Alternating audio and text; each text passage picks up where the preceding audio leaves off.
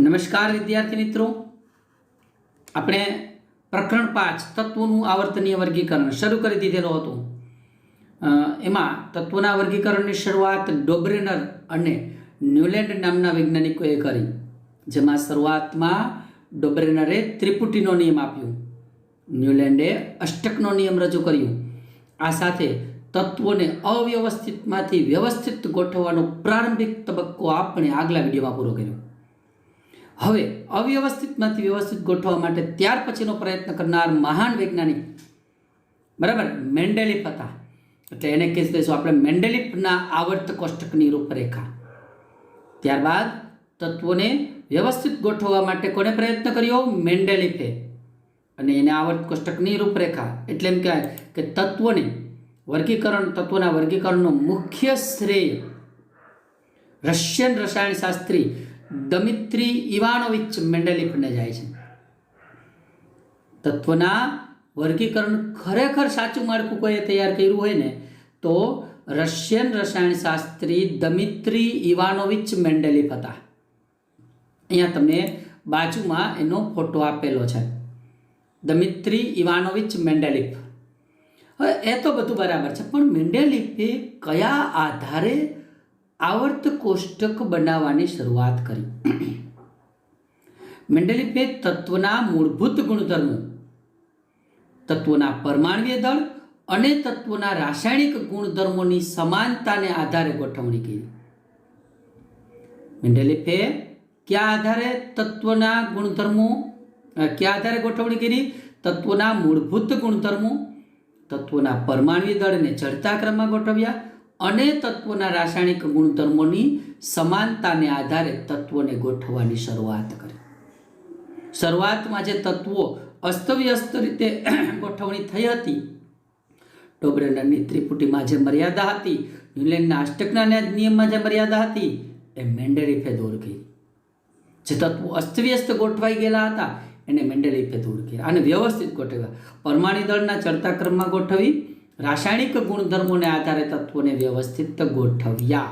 એટલે આપણો મુદ્દો છે મેન્ડેલિફે તત્વોની તેમના મૂળભૂત ગુણધર્મો, પરમાણ્વીય દળ અને રાસાયણિક ગુણધર્મો, આ ત્રણ વસ્તુને ધ્યાનમાં લઈ અને આવર્ત કોષ્ટકમાં તત્વોની ગોઠવણી કરી। મિત્રો, તમને જાણકારી ખાતર કહી દઉં, મેન્ડેલિફના સમયમાં 63 તત્વો જાણીતા હતા। કેટલા તત્વો જાણીતા હતા મેન્ડેલિફના સમયમાં?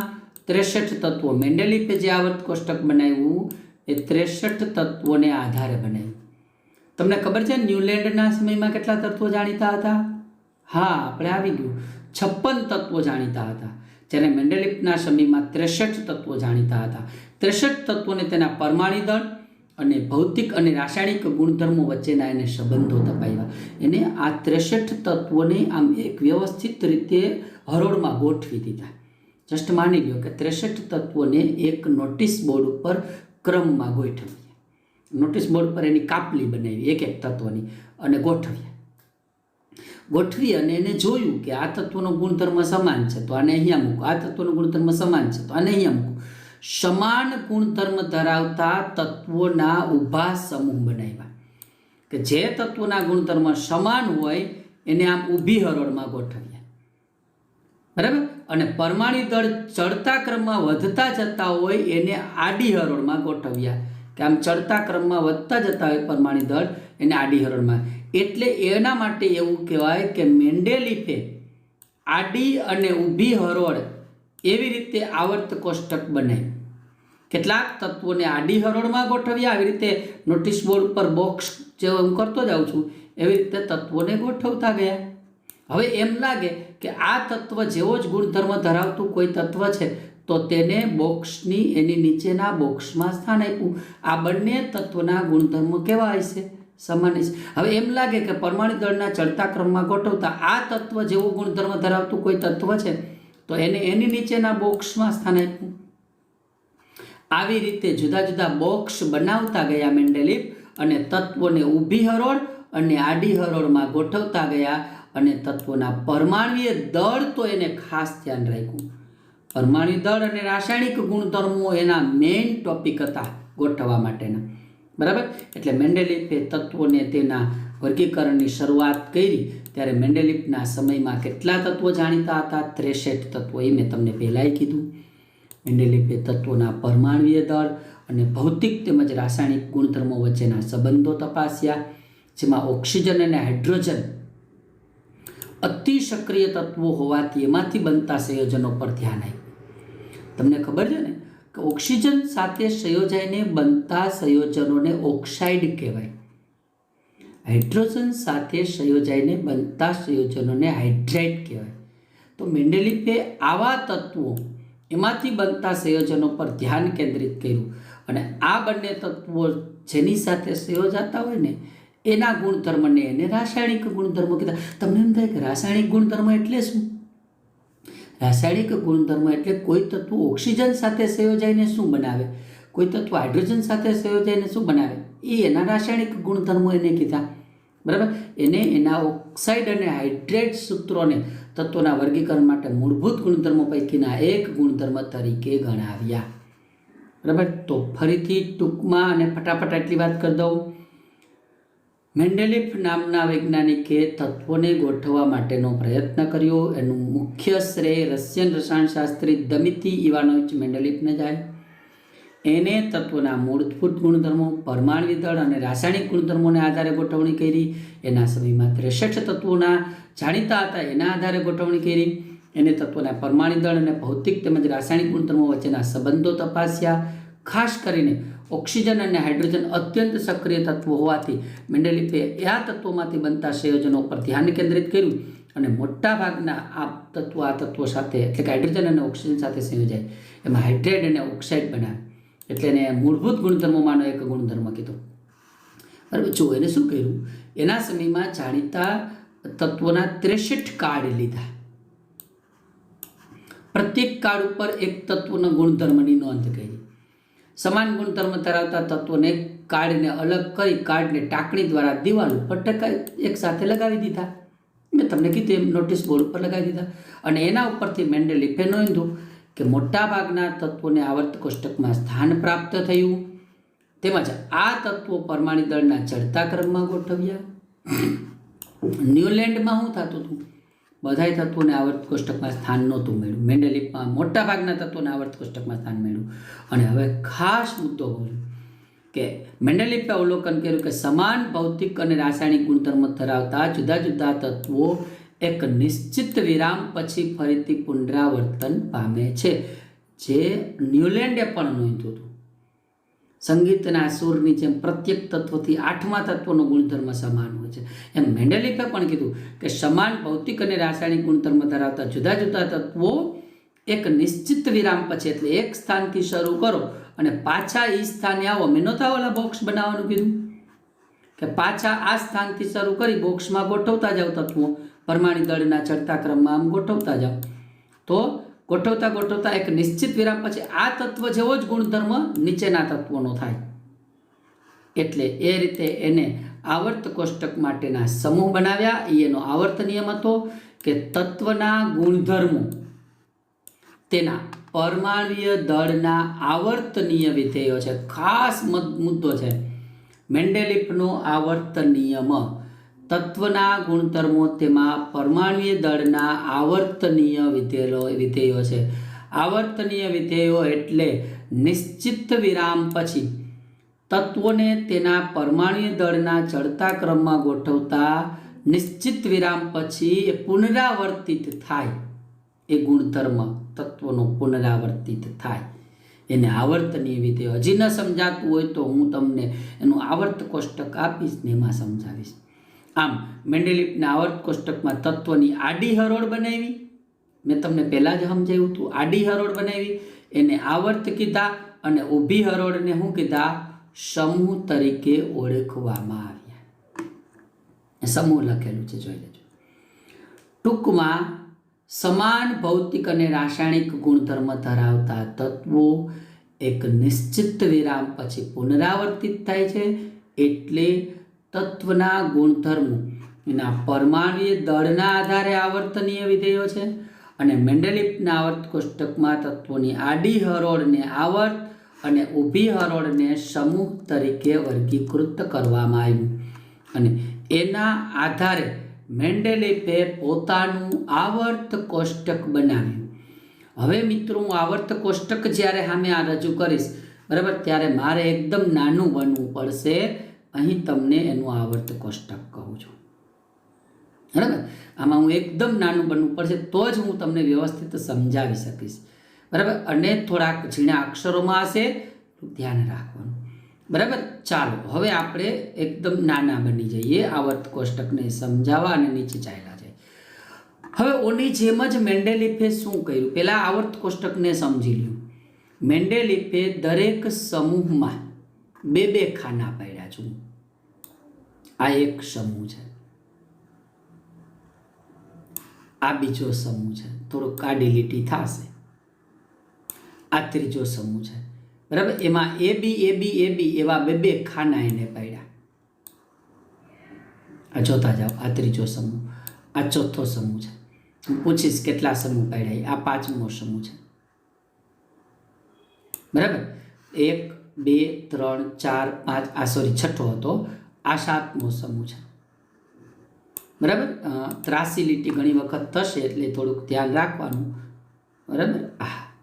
અને આ આઠમો સમૂહ. એવા મેન્ડેલીફે 8 સમૂહો પાડ્યા, 8 ઊભી હરોળ.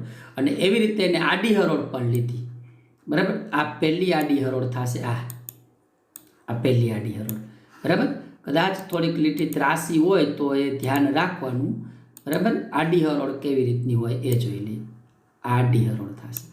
આ બીજી આડી હરોળ, આ પહેલી સોરી, પછી આ બીજી આડી હરોળ, આ ત્રીજી આડી હરોળ, આ ચોથી આડી હરોળ, આ પાંચમી આડી હરોળ. આવી રીતે એને આડી હરોળ. સમૂહમાં એને બબે ખાના લીધા, એ અને બી. એક સમૂહ એટલે બે ખાના. આ બીજો સમૂહ, એના બે ખાના, એ અને બી બરાબર. એ અને બી એવા દરેકમાં બબે ખાના બરાબર. જોઈ લેજો ખાસ. આવર્ત કોષ્ટક કાંઈ તમારે પરીક્ષામાં દોરવાનું છે નહીં, થોડીક બાબતો સમજવાની છે. હવે એને કોન્સન્ટ્રેટ કર્યું આર. આર એટલે શું એ યાદ રાખજો. આર એટલે જે તે તત્વની સંજ્ઞા. અહીંયા હું લખી જ દઈશ પણ અત્યારે લખેલ નથી એટલે લખી દઉં છું. આર એટલે તત્વની સંજ્ઞા બરાબર. એ કોઈ તત્વ સાથે સંયોજાતું હોય ને એ તત્વ માટે આર શબ્દનો એને ઉલ્લેખ કર્યો. એટલે દરેક વખતે અલગ અલગ તત્વની સંજ્ઞા લખવી ના પડે એટલા માટે યાદ રાખજો. હવે R2O, હવે પહેલો સમૂહ હાઇડ્રોજન, લિથિયમ, સોડિયમ, પોટેશિયમ. એ દરેકની સંયોજકતા, માનો કે લિથિયમ લ્યો છો તો લિથિયમની સંયોજકતા +1 હોય એટલે +1. આ ઓક્સિજનની સંયોજકતા -2 છે. ધોરણ 9માં તમને શીખવાડતું ક્રોસ કરો એટલે આ સંયોજન બને Li2O બને. જો વ્યવસ્થિત Li2O બને, કારણ કે ઓક્સિજનની સંયોજકતા લિથિયમને પ્રાપ્ત થાય અને લિથિયમની સંયોજકતા ઓક્સિજનને પ્રાપ્ત આવું બને. તો Li ને બદલે તમારે R સમજવાનું દર વખતે. Li અથવા તો R. સોડિયમને બદલે શું સમજવાનું? R સમજવાનું એટલે R2O થાય.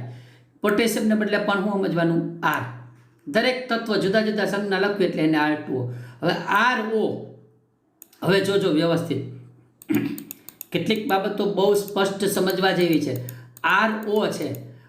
આરને બદલે બીજા સમૂહના તત્વો જોઈ લ્યો તમે. આરની જગ્યાએ બીજા સમૂહના તત્વોમાં કોણ કોણ છે જોજો વ્યવસ્થિત.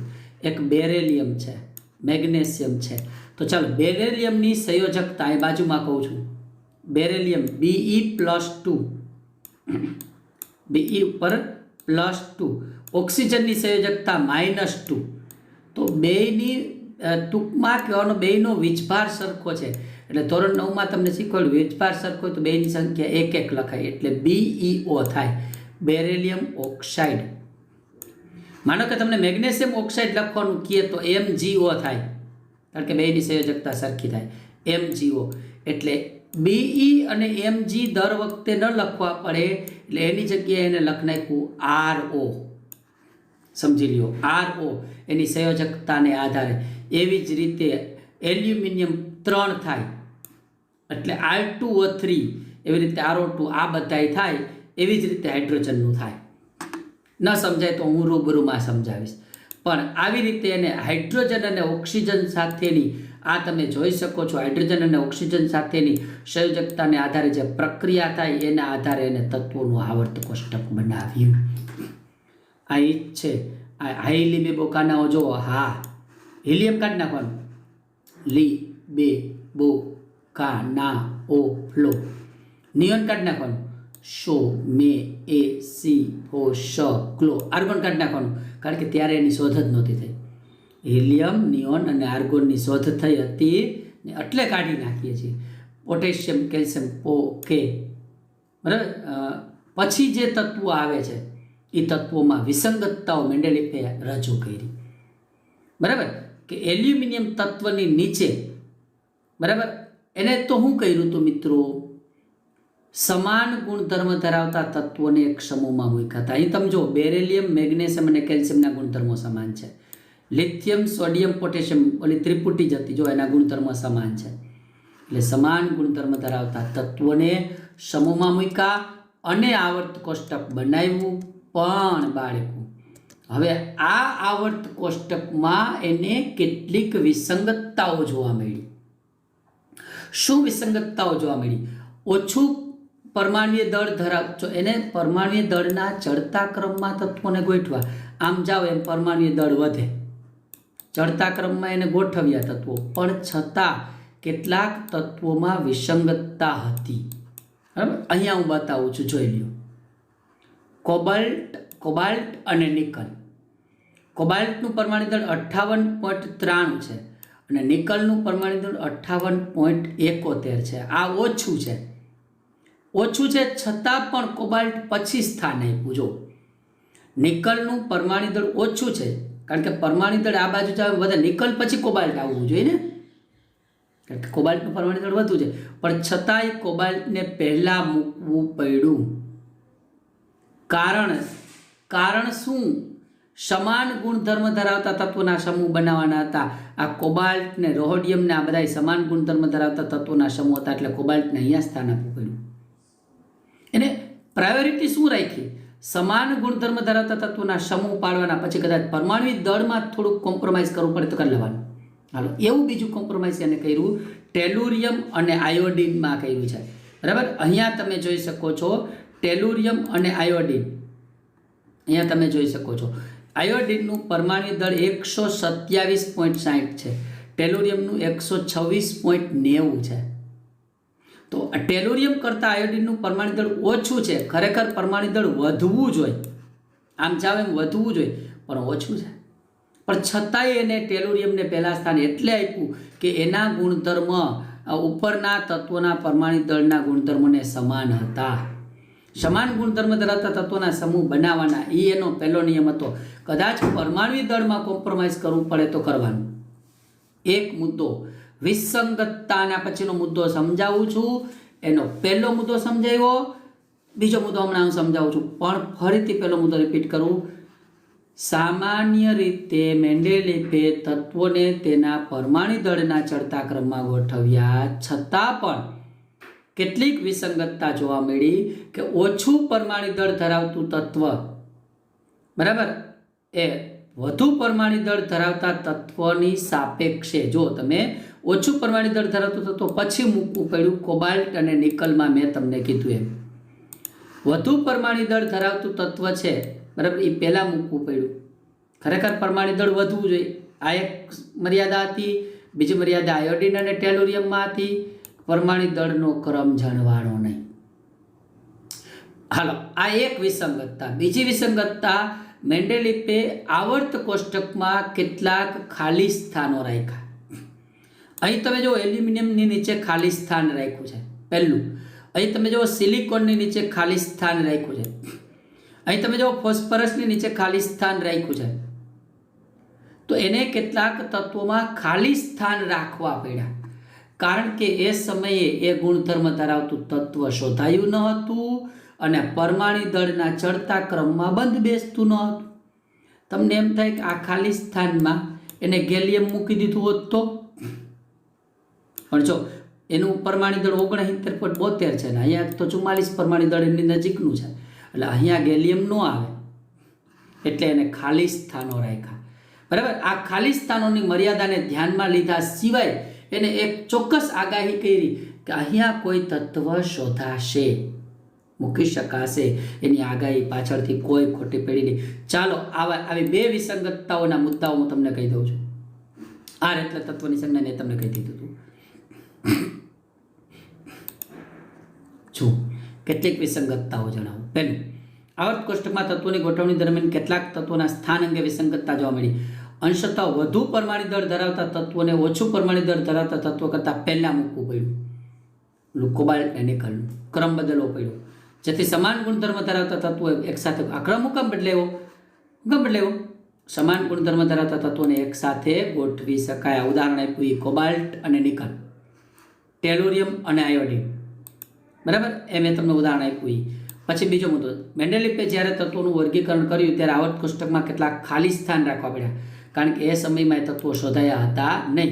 પરંતુ મેન્ડેલિફે આ ખાલી સ્થાનોની મર્યાદાને ધ્યાનમાં લીધા સિવાય નિર્ભયતાથી એવા તત્વોની આગાહી કરી કે એ જે તે તત્વો શોધાયા ન હતા. એને કીધું કે આ ખાલી સ્થાનમાં કોઈ તત્વ શોધાશે અને એને ખાલી સ્થાનમાં ગોઠવી પણ શકાશે, અને એની એકય આગાહી ખોટી પડી.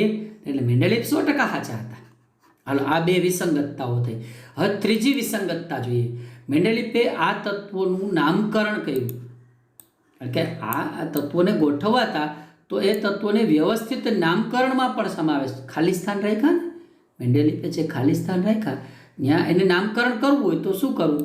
તો મેન્ડેલિફે આ તત્વોનું નામકરણ તે જ સમૂહના એનાથી પહેલાં આવતા તત્વોના નામમાં સંસ્કૃત શબ્દ એકા એવો પૂર્વક લગાડીને કહ્યું. બરાબર, જોઈએ સ્કેન્ડિયમ. હું તમને આવર્ત કોષ્ટક પણ બતાવીશ. સ્કેન્ડિયમ મેન્ડેલિફ દ્વારા સૂચવવામાં આવેલું નામ એકા બોરોન. હજી આ સ્કેન્ડિયમ તત્વ વર્ગીકરણ પહેલાં શોધાયેલું નહોતું, આ વર્ગીકરણ બાદ શોધાયેલું તત્વ છે સ્કેન્ડિયમ. બરાબર, તો મેન્ડેલિફ દ્વારા સૂચવવામાં આવેલું નામ એકા બોરોન. હું કામે હું તમને હમણાં આવર્ત કોષ્ટક બતાવું છું. ગેલિયમ. ગેલિયમ તત્વ વર્ગીકરણ બાદ શોધાયેલું છે, યાદ રાખજો. મેન્ડેલિફે એની ઉપરનું તત્વ જે એલ્યુમિનિયમ હતું એના ઉપરથી ગેલિયમને નામ આપ્યું એકા એલ્યુમિનિયમ. જર્મેનિયમ તત્વ વર્ગીકરણ બાદ શોધાયું. મેન્ડેલિફે એની ઉપરનું તત્વ, જર્મેનિયમની ઉપરનું તત્વ કયું હતું? સિલિકોન. એને નામ આપ્યું એકા સિલિકોન. એકા શબ્દ સંસ્કૃત શબ્દ છે, આપણા માટે ગૌરવની વાત કહેવાય કે મેન્ડેલિફે સંસ્કૃત શબ્દનો ઉપયોગ કર્યો, એકા શબ્દનો ઉપયોગ કર્યો. ચાલો, એને સમજવા માટે આપણે આવર્ત કોષ્ટકમાં જઈએ. પાછા મેન્ડેલિફના આવર્ત કોષ્ટકમાં જઈએ. જો બરાબર, મેન્ડેલિફે સ્કેન્ડિયમ તત્વની વાત કરી. બરાબર, સ્કેન્ડિયમ તત્વ બોરોનની નીચે, આ બોરોનના બી ભાગમાં આવતું હતું, બોરોનની નીચે આવતું હતું. નીચે એલ્યુમિનિયમ આવતું હતું, તો પહેલા સ્થાન એને એલ્યુમિનિયમને આપ્યું, બીજું સ્થાન એને સ્કેન્ડિયમને આપ્યું. પણ સ્કેન્ડિયમ ત્યારે નામ એને નહોતું આપ્યું, એને નામ આપ્યું એકા બોરોન, કારણ કે બોરોન ઉપરથી હતું. જોઈ લેજો, હજી એકા બોરોન. હવે ગેલિયમ. ગેલિયમ તત્વ એલ્યુમિનિયમની નીચે સ્થાન આપ્યું, પણ ત્યારે એને ગેલિયમ નામ નહોતું આવડતું. મેન્ડેલિફના સમયમાં ગેલિયમ તત્વ શોધાયેલું હતું નહીં, એટલે મેન્ડેલિફે એને નામ આપ્યું એકા એલ્યુમિનિયમ. શું કામે? એની ઉપરનું તત્વ એલ્યુમિનિયમ હતું એટલે. હવે એવું ત્રીજું નામ જોઈ લ્યો. બરાબર, એવું ત્રીજું નામ હતું, મારા ખ્યાલથી હતું જર્મેનિયમ અને સિલિકોન. સિલિકોન ગોતી કાઢો, આર્યું એસઆઈ સિલિકોન. એની નીચે કયું તત્વ છે? જર્મેનિયમ. એને જર્મેનિયમનું નામ નહોતું આપ્યું, સિલિકોન ઉપરથી જર્મેનિયમને શું નામ આપ્યું? એકા સિલિકોન. એને ખબર હતી પછીથી કોઈ તત્વ શોધાશે તો એને નામ આપી દઈશું એ તત્વના આધારે, એવું એને વિચારેલું હતું. અત્યારે એને ટેમ્પરરી એકા શબ્દનો ઉપયોગ કર્યો. ફરીથી કહી દઉં ફટાફટ. બોરોન ઉપરથી સ્કેન્ડિયમનું નામ આપ્યું એકા બોરોન, એલ્યુમિનિયમ ઉપરથી ગેલિયમને નામ આપ્યું એકા ગેલિયમ, એકા એલ્યુમિનિયમ, જર્મેનિયમને નામ આપ્યું સિલિકોન ઉપરથી એકા સિલિકોન. બરાબર, અને ખૂબીની વાત એ હતી કે મેન્ડેલિફની આ ગોઠવણી જે એકાવાળી ગોઠવણી હતી જરાય ખોટી ના પડી. જો સ્કેન્ડિયમ એકા બોરોન, ગેલિયમ એકા એલ્યુમિનિયમ, જર્મેનિયમ એકા સિલિકોન. હવે એ મેન્ડેલિફ પછી જ્યારે એ તત્વોની શોધ થઈ, ગેલિયમ, સ્કેન્ડિયમ, જર્મેનિયમ, તો એના પરમાણ્વીય દળના સૂત્રને સમાન હતું. જો વ્યવસ્થિત આપણે એની વાતને સમજીએ, બરાબર. પરમાણ્વીય દળ, એકા એલ્યુમિનિયમનું પરમાણ્વીય દળ કેટલું? 68. કેટલું? 68. ગેલિયમ તત્વ શોધાયું તેનું પરમાણુ દળ કેટલું આવ્યું? 69.7. મતલબ એની ગાય હાચી પડી, નજીકનું જ આવ્યું, જાજો ફેર ના પડ્યો કહેવાય બાળકો. 68 અને 69.8 જાજો ફેર ના પડ્યો. હવે એ સમયે મેન્ડેલિફે એકા એલ્યુમિનિયમનું સૂત્ર તૈયાર કર્યું હતું, E2O3. મેન્ડેલિફે એકા એલ્યુમિનિયમનું સૂત્ર શું તૈયાર કર્યું હતું? E2O3. કોનું સૂત્ર? આનું. હવે જ્યારે ગેલિયમનું સૂત્ર બન્યું તો એ જ બન્યું Ga2O3. એકાને બદલે ગેલિયમ Ga આવી ગયું, તો એ પણ આગાહી સાચી પડી, બરાબર. એવી રીતે ક્લોરાઇડનું સૂત્ર મેન્ડેલિફે બનાવ્યું હતું એકા ઉપરથી, તો ECl3 બનાવ્યું હતું, તો એ પણ સાચું પડ્યું GaCl3. આ 3 શું કામ આવે છે ખબર પડી બાળકો તમને?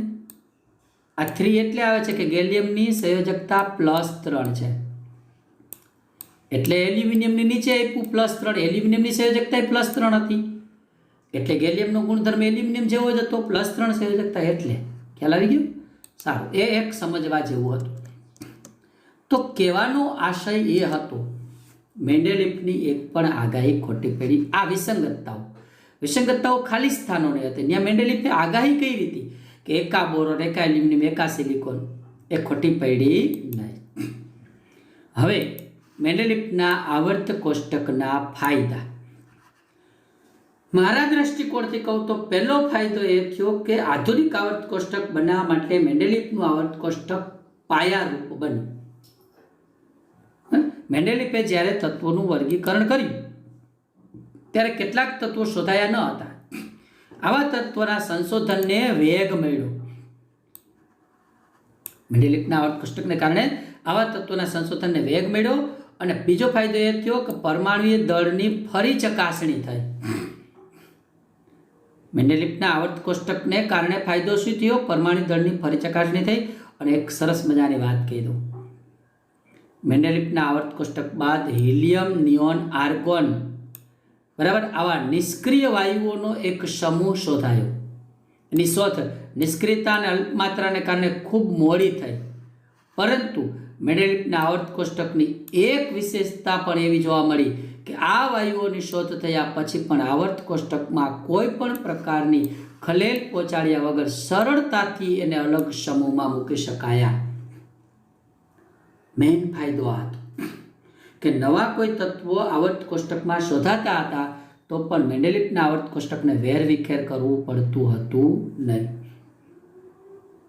તમે તમારી કરિયાણાની દુકાન હોય અને ત્યાં તમે વસ્તુઓને ગોઠવી દો. માનો કે સાબુનું સમૂહ ગોઠવો, પછી તમે થોડીક જગ્યા રાખશો. કેમ? તો કે નવા જ્યારે સાબુના સમૂહો આવે તો એ સાબુના સમૂહમાં ગોઠવી દેવા થાય. એના સ્થાન છે એ ખાલી સ્થાન રાખ્યા, એટલે જ્યારે પણ નવી કોઈ પણ વસ્તુ આવે એ ખાલી સ્થાનમાં ગોઠવી દે, જેથી ખબર પડે કે સાબુને લગતી વસ્તુઓ સાબુની નજીકમાંથી મળી જશે. એટલે એને વેરવિખેર કરવાની જરૂર પડે નહીં. તમે ચોપડા ગોઠવતા હોય, પુસ્તકો ગોઠવતા હોય તો તમે ગોઠવણી પહેલેથી એવી રીતે કરશો કે સ્વાધ્યાય પોથીનો એક થપ્પો રાખશો, પાકી નોટનો એક થપ્પો રાખશો, પાઠ્યપુસ્તકનો એક થપ્પો રાખશો, નવનીતનો એક થપ્પો રાખશો, બરાબર. એટલે માની લો કે હવે નવી નવનીત લેવાની થાય તો નવનીતના થપ્પામાં જ એને સ્થાન આપી શકાય. નવી સ્વાધ્યાય પોથી લેવાની થાય તો નવી સ્વાધ્યાય પોથીના થપ્પામાં સ્થાન આપી શકાય. કોઈ વેરવિખેર કરવાની જરૂર પડે નહીં.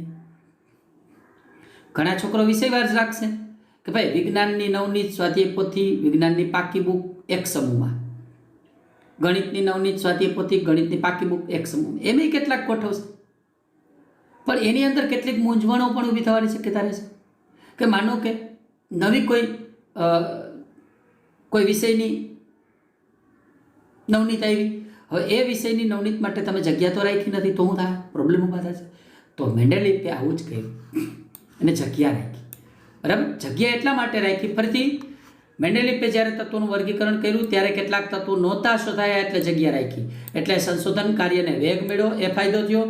પરમાણુ દળની ફરી ચકાસણી થઈ અને હિલિયમ, નિયોન, આર્ગોન જેવા તત્વો નહોતા શોધાયેલા એને સ્થાન આપી શકાયું કોઈ પણ પ્રકારના આવર્ત કોષ્ટકને ખલેલ પહોંચાડ્યા વગર.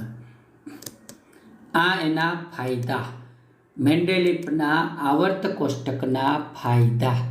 પણ બાળકો, મેન્ડેલિફની પણ મર્યાદાઓ હતી. પહેલી મર્યાદા હાઇડ્રોજનની હતી. તમે જોજો, હાઇડ્રોજનને ક્યાં ગોઠવવું નહીં હજી સુધી ખબર નથી પડી. હજી મર્યાદા છે, બરાબર. કેમ કે હાઇડ્રોજન છે એની ઇલેક્ટ્રોન રચના આલ્કલી ધાતુ તત્વોને મળતી આવે છે. મિત્રો, હાઇડ્રોજન પહેલું તત્વ છે, સમજો. પહેલાં હું સમજાવી દઉં. આલ્કલી ધાતુનો સમૂહ લિથિયમ, સોડિયમ અને પોટેશિયમ. કોઈ પણ આવર્ત કોષ્ટકમાં તમે જોશો ને તો આ બધા ભેગા આવશે. હાઇડ્રોજન, લિથિયમ, સોડિયમ અને પોટેશિયમ. હાઇડ્રોજન અધાતુ તત્વ છે. કેવું છે? અધાતુ તત્વ છે. જ્યારે લિથિયમ, સોડિયમ અને પોટેશિયમ કેવા તત્વો છે? ધાતુ તત્વો છે. હવે મેન્ડેલિફ આ હાઇડ્રોજનને અલગ ગોઠવી શક્યા નહીં, બરાબર. હાઇડ્રોજન જે ક્લોરીન સાથે સંયોજન બનાવે, હાઇડ્રોજન ક્લોરીન સાથે સંયોજન બનાવે તો HCl હાઇડ્રોજન ક્લોરાઇડ બને. સોડિયમ ક્લોરીન સાથે સંયોજન બનાવે તો સોડિયમ ક્લોરાઇડ. બંનેના સંયોજનો વીજભારની દ્રષ્ટિએ જોવા જાવ તો હરખા જેવા જ થાય છે. એટલે એને હાઇડ્રોજન અધાતુ હોવા છતાં એને ધાતુમાં રાખવું પડ્યું. કારણ કે આલ્કલી ધાતુ તત્વોના સમૂહના જ આ બધા આલ્કલી ધાતુ કહે, લિથિયમ, સોડિયમ, પોટેશિયમ, એના જેવા ગુણધર્મો હાઇડ્રોજન ધરાવતું હતું અને અધાતુના ગુણધર્મ ધરાવતું હતું. ધાતુ કરતાં થોડાક જુદાઈ દર્શાવતું હતું. એટલે હાઇડ્રોજનને રાખવા માટેની, માનો કે હું તમને એમ કહું, બરાબર, હાઇડ્રોજન માટેની વાત કહું, હાઇડ્રોજન માટે પાણીનું સૂત્ર બનાવવું હોય તો H2O, આ ઓક્સિજન સાથેનું સંયોજન H2O, હાઇડ્રોજનનું ઓક્સિજન સાથે. તો ધાતુ સાથે માની લો કે ઓક્સિજનનું સંયોજન ગોઠવા બેહીએ, ધાતુ અને ઓક્સિજનનું, તો Na2, તો હાઇડ્રોજન જેવું જ બન્યું, બરાબર. એવી રીતે હાઇડ્રોજનનું સલ્ફર સાથે H2S, તો સોડિયમનું સલ્ફર સાથે Na2S. તો આમ જોવા જાવ તો હાઇડ્રોજનની ઇલેક્ટ્રોન રચના આલ્કલી ધાતુ તત્વોને મળતી આવતી હતી. એની ક્લોરીન સાથેની પ્રક્રિયા હાઇડ્રોજનની એ ધાતુ જેવી જ હતી. હાઇડ્રોજનની ઓક્સિજન સાથેની પ્રક્રિયા પણ ધાતુ જેવી જ હતી. હાઇડ્રોજનની સલ્ફર સાથેની પ્રક્રિયા પણ ધાતુ જેવી જ હતી. એટલે પ્રશ્ન અહીંયા ઉપસ્થિત થયો. જો આલ્કલી ધાતુ તત્વોની જેમ હાઇડ્રોજન પણ હેલોજન, ઓક્સિજન અને સલ્ફર સાથે સમાન આણ્વીય સૂત્ર ધરાવતા સંયોજનો બનાવે છે. જો નીચે બનાવી દીધા: IHCl, NaCl, H2O, Na2O, H2S, Na2S. સમાન આણ્વીય સૂત્ર ધરાવતા સંયોજનો બનાવે છે. હાઇડ્રોજન કોની સાથે? હેલોજન સાથે, ઓક્સિજન સાથે અને સલ્ફર સાથે. પરંતુ હાઇડ્રોજન તો અધાતુ તત્વ છે. પરંતુ હવે વાત જુઓ, હાઇડ્રોજનના કેટલાક ગુણધર્મો આલ્કલી ધાતુ તત્વો સાથે સમાનતા ધરાવે છે. એટલે એને આલ્કલી સમૂહમાં મૂક્યું, સોડિયમવાળા સમૂહમાં મૂક્યું, લિથિયમવાળા સમૂહમાં મૂક્યું હાઇડ્રોજનને. પરંતુ હાઇડ્રોજન તો હેલોજન તત્વો ક્લોરીન, બ્રોમિન, આયોડિનની જેમ દ્વિપરમાણવીય અણુ હોય. Cl2, Br2, I2 ની જેમ H2 હોય. તમને બધાને ખબર છે કે હાઇડ્રોજન આયનીય સંયોજન બનાવવાને બદલે સહસંયોજક બંધ બનાવે છે, બરાબર. હાઇડ્રોજનના કેટલાક ગુણધર્મો હેલોજન તત્વ સાથે સમાનતા ધરાવે છે. તો એને ખરેખર મૂકવું જોઈએ, હેલોજન સમૂહમાં પણ મૂકી શકાય. એટલે આધુનિક એટલે કે મેન્ડેલિફના આવર્ત કોષ્ટકમાં હાઇડ્રોજનનું સ્થાન ચર્ચાસ્પદ અને વિવાદાસ્પદ રહ્યું. હાઇડ્રોજનને ક્યાં રાખવું એ મોટો પ્રશ્ન આવીને ઊભો રહ્યો. મેન્ડેલિફ એનો ઉકેલ કરી શક્યા નહીં. એને આલ્કલી ધાતુ સમૂહના તત્વો સાથે જ રાખ્યું. આ એની મર્યાદા પહેલી. ફરીથી કહી દો આટલું, હાઇડ્રોજનની મેન્ડેલિફની મર્યાદા. મેન્ડેલિફના સમયમાં જે હાઇડ્રોજન તત્વ ઓક્સિજન સાથે ક્લોરીન સાથે અને સલ્ફર સાથે સમાન રાસાયણિક પ્રક્રિયા આપતું હતું આલ્કલી ધાતુ તત્વોની જેમ, પણ હાઇડ્રોજન તત્વ ક્લોરીન, બ્રોમિન અને આયોડિનની જેમ દ્વિપરમાણીય હતું, Cl2Br2 ની જેમ. એટલે એને હેલોજન સમૂહમાં પણ મૂકી શકાય, એટલે એનું સ્થાન ચર્ચાસ્પદ હતું. નીચે જોવો કોષ્ટક કે હાઇડ્રોજન સોડિયમ હાઇડ્રાઇડ એ બનાવે, કેલ્શિયમ હાઇડ્રાઇડ એ બનાવે, કાર્બનના હાઇડ્રાઇડ એ બનાવે, નાઇટ્રોજનના હાઇડ્રાઇડ એ બનાવે, ઓક્સિજનના હાઇડ્રાઇડ એ બનાવે. એટલે ધાતુ સાથે આયનીય સંયોજન પણ આપે કોણ? હાઇડ્રોજન. અધાતુ સાથે સહસંયોજક સંયોજન એ આપે. હવે એનું શું કરું? બરાબર, ક્લોરીન તત્વ પણ એવું છે, ધાતુ સાથે આયનીય સંયોજન પણ આપે, અધાતુ સાથે સહસંયોજક સંયોજન પણ આપે. એટલે હાઇડ્રોજન અને ક્લોરીનના સ્થાન માટે વિવાદ ઊભા થયા. પહેલી મર્યાદા. બીજી મર્યાદા છે સમસ્થાનિકોનું સ્થાન અને સમસ્થાનિકોની ગોઠવણી. મેન્ડેલિફે વર્ગીકરણ આપ્યું, એના લાંબા સમય પછી સમસ્થાનિકો શોધાયા. સમસ્થાનિકો એટલે શું? ઓક્સિજનનું પરમાણુય દળ કેટલું છે? કોઈને ખબર છે? 16 છે. 8 પ્રોટોન. પરમાણુય દળ કીધું છે મિત્રો. ઓક્સિજનનો ક્રમ છે ને, પરમાણુય ક્રમ, એ તો 8 છે. ઓક્સિજનનો પરમાણુય ક્રમ તો કેટલો છે? 8 છે. પરંતુ પરમાણુય દળ કેટલું છે? હવે સમજો, સમસ્થાનિકો સમજાવું છું. પરમાણુય દળ કેટલું છે? 16. પણ કેટલાક ઓક્સિજન તત્વના જેવા પરમાણુ જોવા મળે છે કે જેમાં ઓક્સિજનનું પરમાણુ દળ 17 પણ છે, કે જેમાં ઓક્સિજનનું પરમાણુ દળ 18 પણ છે. તો આવા તત્વોને સમસ્થાનિકો કહેવાય. એક જ તત્વ એટલે ઓક્સિજન તત્વના જુદા જુદા પરમાણુ કે જેના પરમાણુ ક્રમ સમાન છે, બધાયનો ક્રમ 8મો જ છે. આ બધાયનો ક્રમ 8મો જ છે. ક્રમ સમાન છે, પરંતુ પરમાણુ દળ અસમાન છે, 16, 17 ને 18. આને સમસ્થાનિકો કહેવાય. હવે સમજો, હવે મેન્ડેલિફની મૂંઝવણ જ જોજો. ઓક્સિજનને પરમાણુ દળના ચડતા ક્રમમાં ગોઠવતા જતા હતા, તો 16 તરીકે ગોઠવવું, 17 તરીકે ગોઠવવું કે 18 તરીકે ગોઠવવું, એ મેન્ડેલિફ સમજાવી શક્યા નહીં. કોઈ પણ તત્વના સમસ્થાનિકોના રાસાયણિક ગુણધર્મો સમાન હોય, પણ એના પરમાણુ દળ જુદા હોય. હવે રાસાયણિક ગુણધર્મ સમાન હોય એટલે એને તો શું કરવાનું હતું? મેન્ડેલિફે સમાન રાસાયણિક ગુણધર્મ ધરાવતા તત્વોને એક સમૂહમાં ગોઠવવાના હતા. પણ હવે ક્યાં ઓક્સિજનને ગોઠવો? 16 વાળાને ગોઠવવો, 17 વાળાને ગોઠવવો, 18 વાળાને ગોઠવવો? એટલે એ મેન્ડેલિફ સમજાવી શક્યા નહીં. જો બીજો મુદ્દો જો, કોઈ પણ તત્વના સમસ્થાનિકોના રાસાયણિક ગુણધર્મો સમાન હોય પરંતુ દળ જુદા જુદા હોય. આમ બધા તત્વોના જુદા જુદા સમસ્થાનિકો મેન્ડેલિફે સૂચવેલા આવર્ત નિયમનું ઉલ્લંઘન કરે છે. આથી સમસ્થાનિકોને આવર્ત કોષ્ટકમાં સ્થાન આપવું લગભગ અશક્ય બન્યું. મેન્ડેલિફ આવર્ત કોષ્ટકમાં સમસ્થાનિકોને સ્થાન આપી શક્યા નહીં. આ એની બીજી મર્યાદા સમસ્થાનિકોની. સમસ્થાનિકો એટલે શું? એક જ તત્વના જુદા જુદા પરમાણુઓ કે જેના પરમાણુ ક્રમાંક સમાન હોય પરંતુ પરમાણુ દળ અસમાન હોય, એને સમસ્થાનિકો કહેવાય. હવે આવા સમસ્થાનિકોના રાસાયણિક ગુણધર્મ સમાન પણ પરમાણુ દળ જુદા જુદા. એટલે જુદા જુદા પરમાણુ દળ ધરાવતા તત્વોને કેમ આવર્ત કોષ્ટકમાં સ્થાન આપવું? એ આપી શકાયું નહીં. એટલે આ મર્યાદા રહી. અને છેલ્લી મર્યાદા પરમાણુ દળની અનિયમિતતા. મેં તમને કીધું હતું, બરાબર, કેટલાક તત્વોના પરમાણુ દળમાં મેન્ડેલિફ છે એ અનિયમિતતાને સોલ્વ ના કરી શકાય. જનરલી શું હોવું જોઈએ કે એક તત્વથી ડાબી બાજુથી જમણી બાજુ તરફ જાઓ એમ પરમાણુય દળ કેવું થવું જોઈએ? કયો જે મને વધવું જોઈએ ને, વધવું જોઈએ, બરાબર. પણ મેન્ડેલિફ 2-3 તત્વોને ગોઠવી શક્યા નહીં, પરમાણુ દળના ચડતા ક્રમમાં ન ગોઠવી શક્યા.